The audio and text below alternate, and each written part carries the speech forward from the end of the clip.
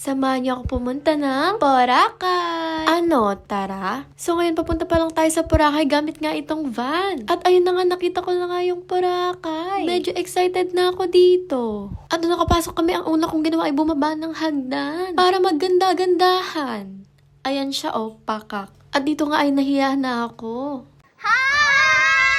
Say hi daw sa camera. At tara na nga, libutin natin tong Boracay para makapag-picture tayo ng madami. Pakita ko sa inyo yung mga lugar dito. Ito yung bagong ATV nila. O, diba? Sobrang ganda. Meron din nga palang zipline dito, kaso di na namin na-try. Nasilaw kayo sa kagandahan ko. Ay, sa kagandahan ng lugar. Sobrang laki pala nitong Boracay. Napagod ako kakalakad, in fairness. At meron nga pala ditong 9 na swimming pool. O, diba nakakapagod talaga lakarin? Yan, nagpa-picture na ako dyan. At katapos ay lumangoy-langoy naman ako. Floating yarn. Feeling sirena naman talaga ako. Ako na yan eh. So, dahil nagutom nga talaga tayo, ay kakain tayo. At talagang nilantakan ko naman tong butter shrimp. Garlic butter shrimp. Nagmukbang na si ate mo. Dahil gutom na ako kaninang-kanina pa. In fairness, masarap yung butter shrimp.